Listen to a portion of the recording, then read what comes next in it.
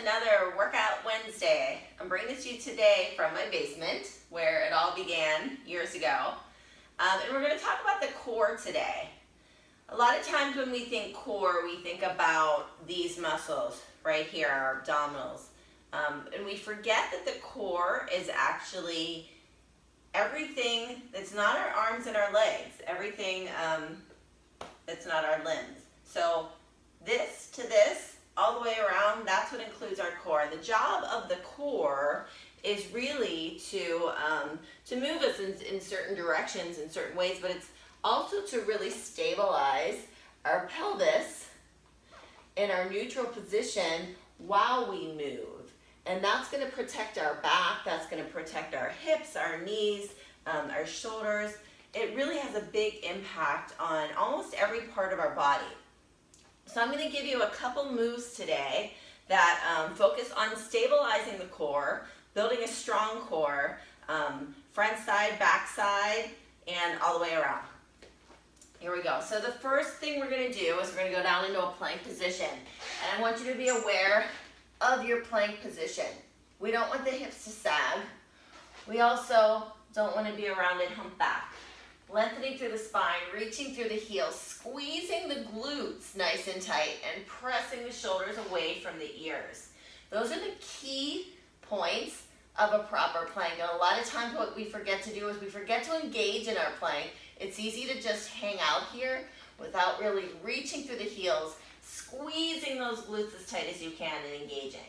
From there, we're going to push back to a down dog. Nice big stretch, opening up the shoulders, pressing through those heels, and then we're going to drop it down into a push-up. Trying to get that chest to the floor, press back to a down dog, take it to a push-up. Now if you need to modify those push-ups, you'll press back to your down dog, and as you come back up, you'll drop down to the knees and take that chest to the floor on your push-up. Notice when I bring my chest to the floor, nice and wide, and I'm not changing the position of my hips by letting my pelvis change position. So I'm holding everything nice and stable and tight. We're going to do 10 of those down dog push-ups. Then we're going to go into a side planking position. So I'm going to rotate. I'm going to lift one arm up to the ceiling, and then if I can, I'm going to stack my legs. Okay? Now, same thing in the plank, side plank position.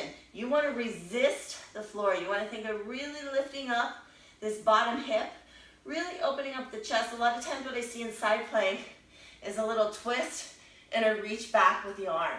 We want to open that up so the back part of our arm that's connected to the core, that rear delt, that rear lat, and this bottom oblique muscle are all really, really active, as well as our bottom glute muscle.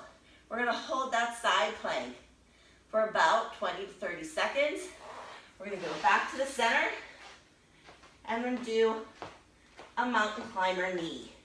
Opposite knee, it can go fast, it can go slow. But once again, what I want you to think about when we add that movement is not pushing back here in our mountain climber. Keep those shoulders right over the hands, squeeze those abs, push that floor away. And then we're going to go back to the other side and open up that side plank. Push that floor away, lift that bottom hip, reach through those fingertips nice and strong, squeezing, engaging. We're going to hold 20 to 30 seconds. And then we're going to bring it back to that plank. This time we're going to lower to the floor. Down.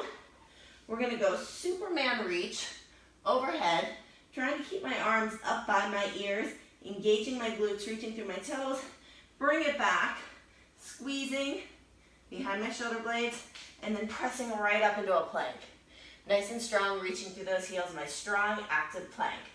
Back down, reach it, squeeze it, push it up. We're going to do 10 of those. Superman, squeeze it, push it up, and then we're going to finish out by flipping over, and we're going to do a hollow rock hold. What that looks like, I'm going to keep my knees bent. I'm going to curve down through my spine, one vertebrae at a time, And when my lower back reaches the floor, I'm going to keep those shoulders peeled up off the floor.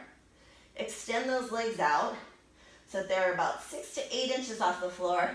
Squeeze my body super, super, super tight. That's one of the biggest things we forget, is to fully engage in those movements. And my abs are doing the work. The minute that my back pops up like this, my abs are not fully doing the work. Then my back's jumping in. We have a lot of muscles jumping in there that we may not want to be doing the full job. So we're going to hold that hollow hold anywhere from 10 to 30 seconds, depending on how your body feels and how long you feel like you can stay engaged in the movement. One progression in that movement, in the hollow hold, if you're rocking it, take those arms up overhead and hold on to that hollow hold. 10 to 30 seconds, scoop it up, and then we go back into that down dog push-up. So we have down dog push-up 10 reps, hold our side plank, anywhere from 10 to 30 seconds, back into that mountain climber, 20 reps or 10 each knee, other side plank, back down to the floor, our overhead Superman, push up into plank, and then finish it off with that hollow rock hold. That's an awesome core workout. Strengthen your foundation, and you can strengthen your entire body. Have a great day.